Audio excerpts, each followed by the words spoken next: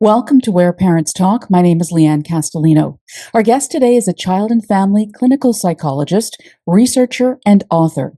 Dr. Paul Sunseri is the executive director of New Horizons Child and Family Services and brings more than 40 years of experience in treating children with serious mental health challenges as well as their families. He has also developed intensive family-focused therapy, IFFT, a treatment approach for suicidal, depressed, or highly defiant children and adolescents.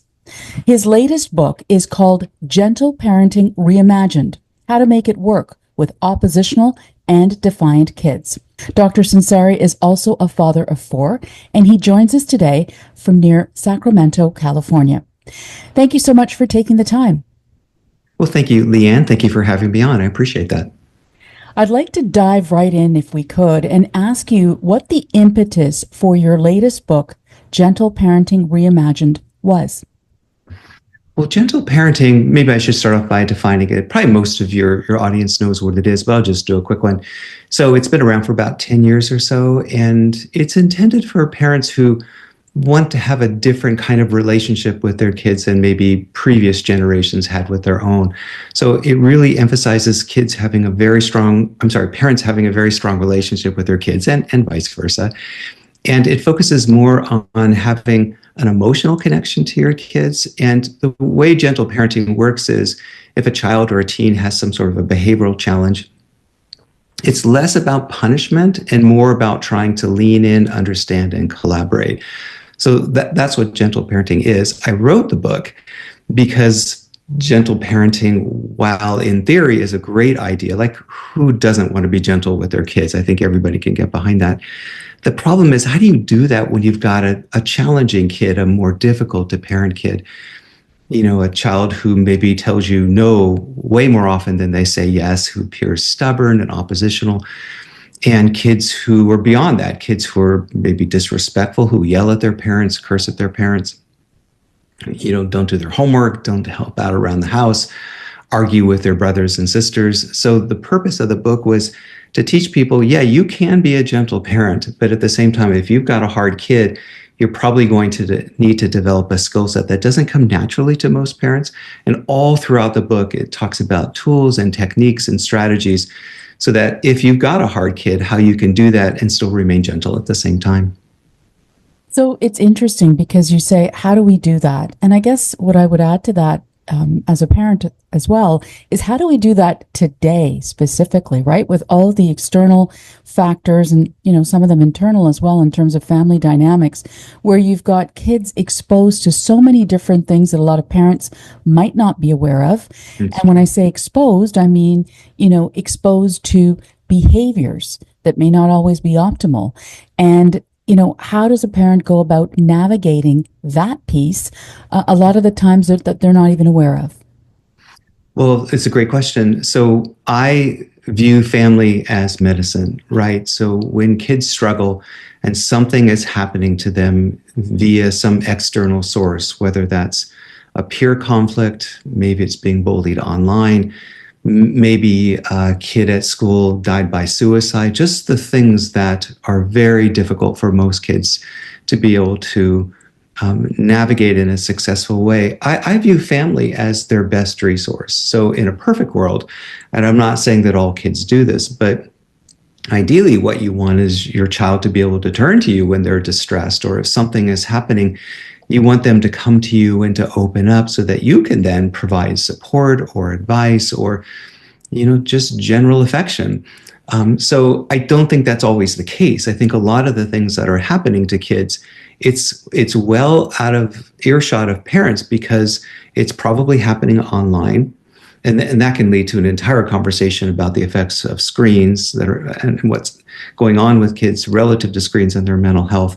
But what I recommend that all parents do, and it's not always easy to do, but I think it's super important, particularly in this day and age where there is a mental health epidemic, kids being depressed, anxious, and suicidal, is to really have a better understanding of technology and be able to figure out, what is your kid doing when they're online? So if they're parked in their bedroom for 4 or 5 hours and they're reluctant to come out, they're on a screen almost certainly.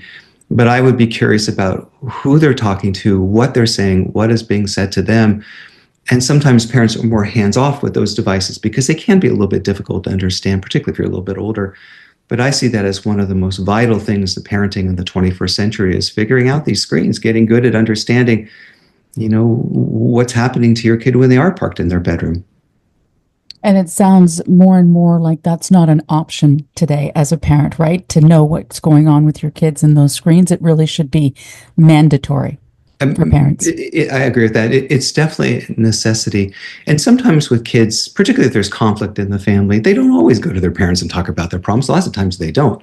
But yes, I think if you want to understand what's going inside of their head and especially understand the influences that are affecting them from the external world, you got to figure out what they're saying online. And there's so many ways you can monitor a kid's device usage. There are tons of third-party apps. Most phones these days have some kind of parental monitoring software already installed.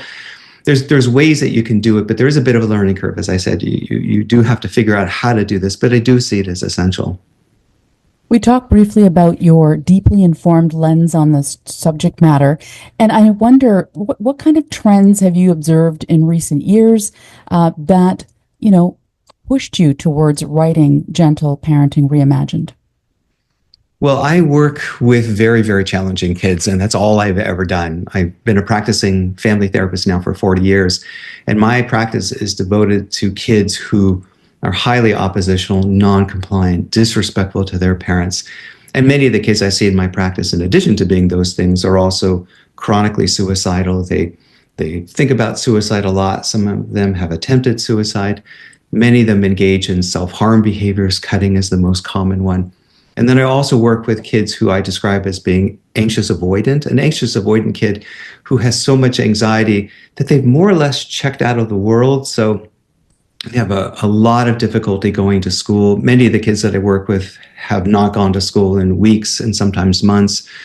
So that's the general population I see, and all of them are hard. I mean, all of them are very difficult for their parents because they don't know what to do about any of those things.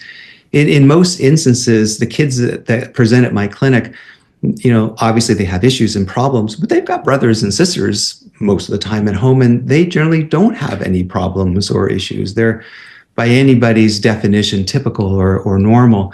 But there is something about kids. Some kids come into the world being a lot more challenging, and likely that's a temperamental difference. They biologically are different in some way, which explains why their siblings aren't the ones that present for treatment.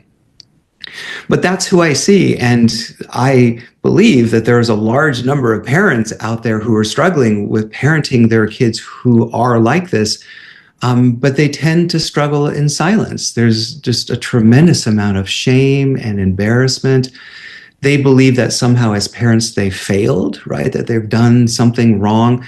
I love the expression, we judge the inside of our families by the outside of other people's families. So we see other parents and their kids at barbecues and get-togethers, and those kids seem fine. So the parents I work with are the ones going, what happened to me? What happened to mine?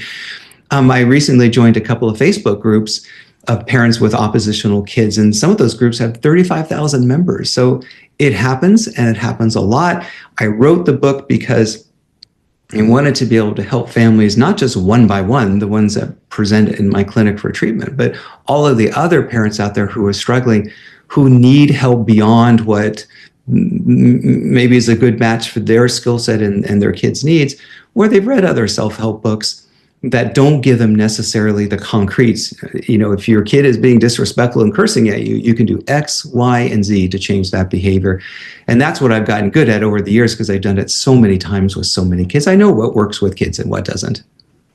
So take us through that a little bit, if you could, in terms of what about your reimagined approach to gentle parenting is different from the traditional view of gentle parenting.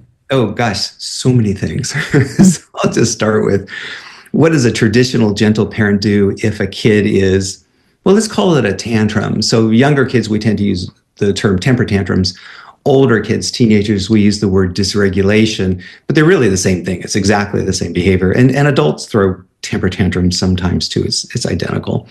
So with gentle parenting, if you've got a 7 or an 8-year-old who's just starting to melt down. Maybe they're wanting permission to do something and you can't give them permission, so you're telling them no. Or sometimes they're so tired or hungry or so overwhelmed by what's happening that they raise their voice and start to yell and, get highly emotionally aroused.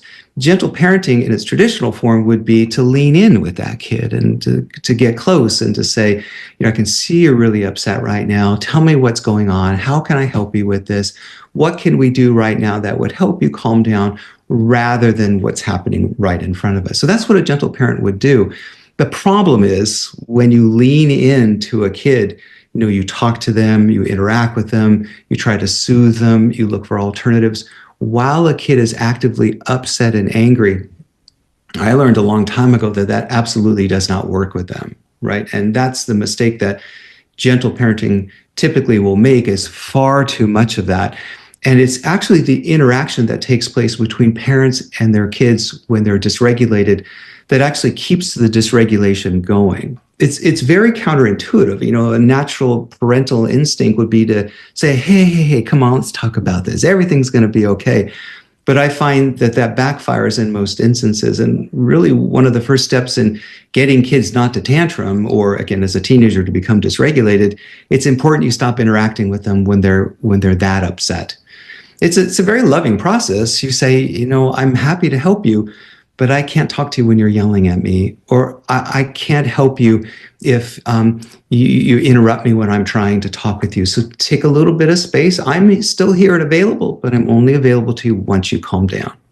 And then you do what I call disengagement. Disengagement is simply walking away. You don't go very far. You're still around and you're certainly still listening for what the kid is doing and paying attention to their safety, but you just refuse to interact or give that better self of you until they've calmed down. And every kid will calm down. It's a natural biological process. You give them a little bit of time and space, and they will eventually. No kid tantrums forever, right? No teenager is dysregulated forever. So they will eventually settle down. And that's when you fully re-engage again. I'm so happy that you've calmed down. You seem like you're in a better space. Let's talk about what happened, right? And now they're thinking again. They're not locked into the emotional parts of their brain. The frontal lobes are actively re-engaged. And that's when you can do your best change work with kids, but not during a tantrum. That's a time where you should turn away and only re-engage once they've calmed down. That is a big difference between what my book says and what the vast majority of books on gentle parenting say. So along those lines, it strikes me that if those tools that you just mentioned have a chance of working well for the parent and for that relationship with their child in that moment, the parent has to be pretty calm. So what do you suggest to parents who might be in a highly emotional state themselves when this is happening, to bring themselves and calm themselves down before they're ready to sort of help their kid re-engage? Well, one of the cool things about disengagement is it does give you time and space to calm down, right? You're not talking anymore. You're not directly trying to impact what's unfolding right in front of you. It gives parents a chance to think again. The other thing I tell parents is usually parents will get angry and upset when whatever the behavior is, they're not able to stop it or change it. Parents don't light up immediately and go from 0 to 60 right away. Most parents start off by being pretty reasonable, I think, and by being calm. But if you've had to ask a kid 10 times over and over again to do the same thing, eventually a lot of parents lose their patience and then they raise their voice. I strongly believe, and when I first tell this to parents, they don't believe me when I say it, that there's never a reason to raise your voice with a child, and you never have to do it. If you learn strategies to change behavior, if you know how to get a kid to do something the first or the second time you ask them, you won't have to ask them 10 times and you're not going to get frustrated. So it's a lot easier for parents to stay calm and well-regulated themselves if you're able to solve the behavioral challenge almost immediately. There's no reason to get mad. Why would you get mad at your kid under those circumstances? The other thing that I often encourage parents to do, particularly when they're learning these techniques and they're still trying to figure out behavior change, is they're going to be upset. Whatever's happening on the inside with them, whatever the degree of upset they're experiencing, is you can't let it show on the outside. It's like you're an actor on stage. Whatever you're feeling here can't be expressed there. So being matter of fact is always the way to go. So kids, when they become upset or oppositional, they get angry. So they become really elevated. They yell, they talk louder, they interrupt more. But parents need to stay down here. They need to go low and slow. And first of all, if you want your kid not to yell at you, you can't yell at them, right? You have to maintain the moral authority, which is in our family, we don't yell at people. And I can see you're really mad right now, but I'm not yelling at you and I won't. This is not how we talk to each other. So parents have to set the standard for what that looks like. But I know staying matter of fact with kids is always preferable to getting worked up. I mean, other professions know this too. Teachers don't yell at their students. I mean, hopefully they don't yell at their students. My daughter is a high school teacher. She doesn't yell at them because she knows when you yell at a kid, they yell back. And that doesn't help anybody in any way. So yeah, it is hard for parents to stay well regulated. But again, whatever you're feeling on the inside, okay, but it just can't be displayed on the outside. And the kid eventually will calm down. And eventually they're going to do what you ask them to do, particularly if you know how to get them to do things. So just your storm will pass too, just like theirs. Let's talk about tools and tactics that perhaps are even more relevant when you're talking about tweens, teens, the adolescent phase of development, where there's so much else going on with respect to, the young mind and the development of, physiologically, biologically, etc. Are there specific tools with respect to gentle parenting that work better in that phase of development? Well, the way I look at behavior change, let me see if I can explain it in a way that makes sense to everybody, is there are certain underlying behavior change principles that work with kids of any age. Now, the actual intervention or response with a teenager is probably going to be structured somewhat differently than how you would intervene with a 5-year-old who's acting up in some way that you don't care for. But the same principles, the same ideas, I think of them as like laws of physics when it comes to behavior change. They're really unchangeable depending upon, again, they hold true for kids of every age. So if you learn those underlying principles, that guides you through the developmental stage. So for example, what you might do with a non-compliant 6 or 7-year-old is, what I would do with that kid is, first of all, I would make it very clear in the nicest way possible that they need to do what I say. That's just how it works with kids and parents. Parents do get to tell their kids what to do.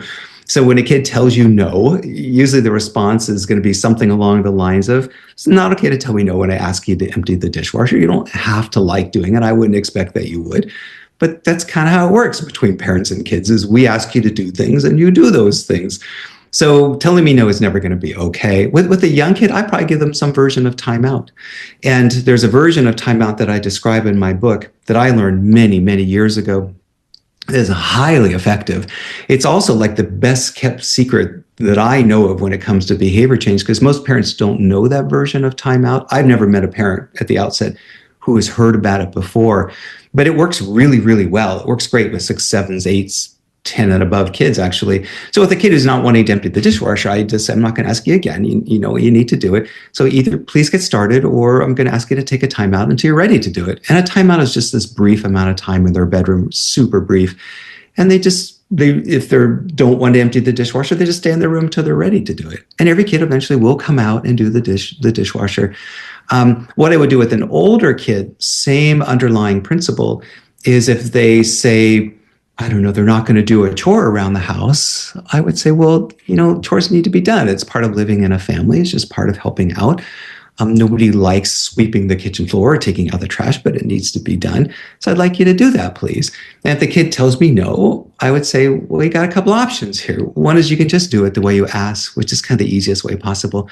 Or I could instead ask you to put your cell phone up on the counter and it just stays there until you do the chore. And you can do it right then if that's what you want and get it right back. Or you can wait 4 or 5 hours and then do the chore and get your phone back, but I'll let you decide. But you can see it's the same underlying principle, which is you really do need to do what I'm asking you to do. And there's going to be some sort of a very simple cost that comes into effect until the thing is actually done. That sounds so reasonable as you lay it out there, Dr. Sunseri. And a lot of parents listening to or watching this interview will say, you know what, that seems like something I could do. I wish I had known maybe earlier, but now I know and I can, give it a try.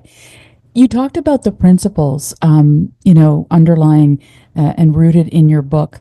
There's a lot of evidence-based strategies there that, underpins your work. Could you take us through some of them and the impact that they have on your book? Well, the easiest one, just to go back to the earlier part of our conversation, is about temper tantrums. So again, the traditional gentle parenting leans into temper tantrums, give kids lots and lots of attention. But there are evidence-based treatments for kids who have oppositional defiant disorder. They've been around for a long time. There's various different versions of them, and none of them advocate leaning into your child when they're having a temper tantrum. They all argue in the same way that I do, that you should lean out and don't pay attention to the tantrum or the dysregulation, and only re-engage when the child is calm. So that whole approach has probably at least 30 years of evidence, research evidence to back it up. Principles of behavior change, I didn't invent these. They've been around probably since the 1930s. How do you use positive reinforcement to change behavior? How do you use some version of consequences to change behavior? All of these things, pretty much everything that's in the book, I think, has some sort of a scientific backing. And so this is not just stuff that I pulled out of the air or that I'm guessing at. There's a lot of folks who came before me who've done a lot of work on these things. And I've used those strategies and interventions over and over and over again. And I know they work. I see the results of that every day with the families that I work with. The other piece that you mentioned at the beginning of our interview is the idea that you believe family is medicine. And we talked about the fact that you developed intensive family-focused therapy. Can you take us through what that is, first of all, and how can it impact or influence gentle parenting? So intensive family-focused therapy is, as the name implies, it's a family-based form of mental health care. It argues from the premise that parents are actually the biggest agents of change in a family where you have a child with a serious mental health condition. And part of the problem with the mental health community, at least the way it exists currently, is family therapy is not given first consideration. It is not a first-line treatment simply because most parents don't know about it. A first-line treatment typically for kids who have a serious problem would be individual therapy. So parents send their child to an individual therapist. And for kids who have milder conditions, that is perfectly appropriate and it works just fine. But those are not the kids that I work with. All the kids that I work with have had individual therapy before. Some have been in individual therapy most of their childhood. So we tend to do individual work with kids. But the problem is the idea behind that is if there's something wrong with the kid, there's something going on inside of them that a therapist can talk to a kid about, and somehow magically that translates into different behavior in the home. It does not work like that. If you want to impact a kid's functioning in the home, is you have to go right to the source, which are the people who love them the most and the people who are there with them every day. That's why I do a family-based form of mental health care. And this is also backed up by science. There are about 40 years of research that clearly demonstrate that family-based mental health care is highly effective when a child has a serious mental health condition. And there are multiple models of this. Mine just happens to be one of them. But that's the idea, is you go right to the source. And the second part of your question is, how does that impact gentle parenting? Is I think families, including with kids who are struggling, maybe especially with kids who are struggling, is you've got to be gentle and soft and kind and loving and warm. Kids don't misbehave every minute of every day. They just don't. It's just something that pops up here and there. Some kids are harder, pops up here and there a lot more often. But in between those times when kids are doing exactly what they're supposed to be doing, you can be warm and loving and kind and funny with them. That's what they need, is to know that there's a soft landing, that people who are there who love them. And when they do things that are not okay, parents obviously need to address that in a firm way, but still a loving way, still a kind way. You don't ever have to be harsh with your kid or, again, speak to them in a sharp or unkind way. That doesn't work, and that's not what they need. So yes, even when you're working with somebody who, I don't know, maybe has been in therapy forever, who's been in a psychiatric hospital 4 or 5 times because they're suicidal. We work with a lot of kids who either are potentially going to go to a residential treatment program, which is a place where kids live because their behavior problems are so severe, or they're coming out of a residential treatment program. Those are the kids that we work with because those are all individually delivered services. Again, as if there is something wrong with the child. There really isn't. It's something wrong with the situation, the circumstances they're in, the context of what's going on. So if you have a kid who's hurting themselves, there's not anything wrong with the kids. Something is going on in their environment that is deeply upsetting to them. And in most instances, it's a peer-related issue of some kind, or they're connected to a peer group who themselves are engaging in self-harm, or they're online talking to people who are hurting themselves, or they're on Discord in a chat room, what Discord calls servers, that are also hurting themselves. That's a situation, that's a context, that's a circumstance. And a large part of our work is to change the situation.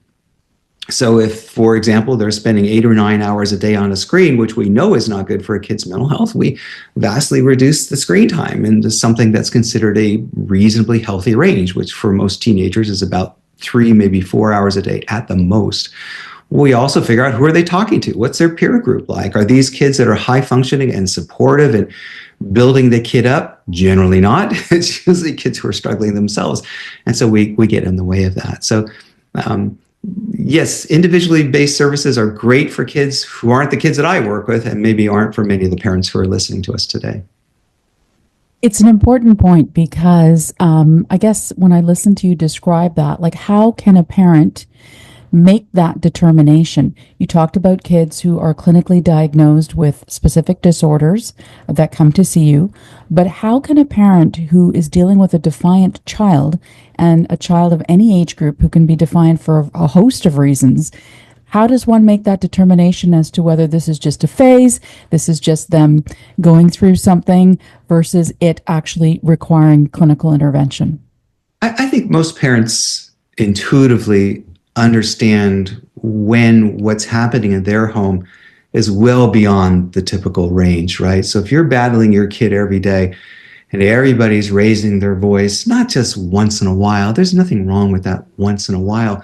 But if every day feels to a parent like you're living in a war zone, that's not a phase, right? It isn't. There's something clearly going on.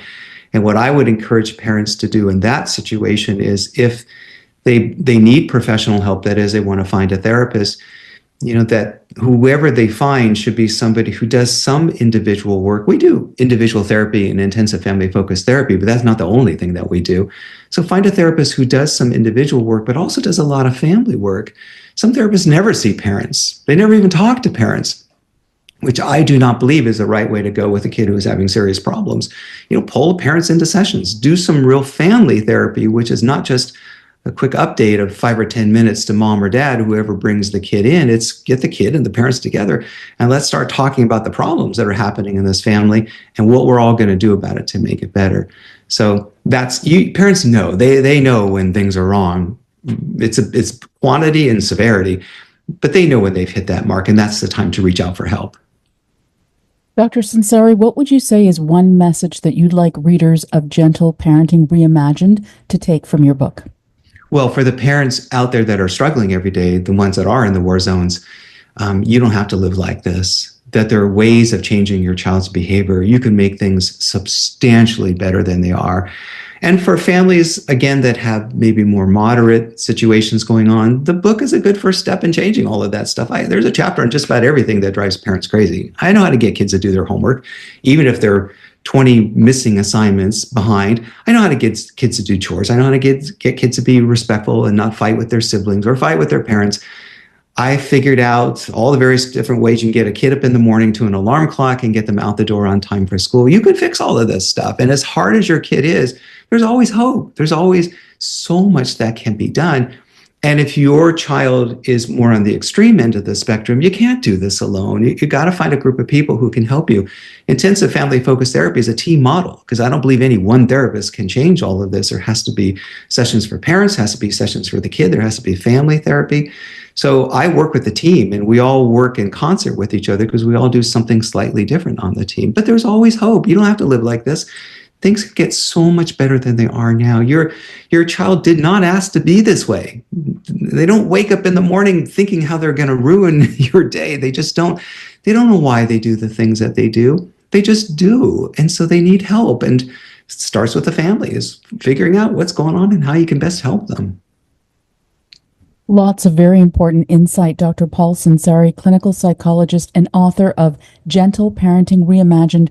Really appreciate your time and your perspective today. Thank you so much. Thank you, Lianne. It's a pleasure being on with you today. And you asked great questions too, so thank you for those. Thank you.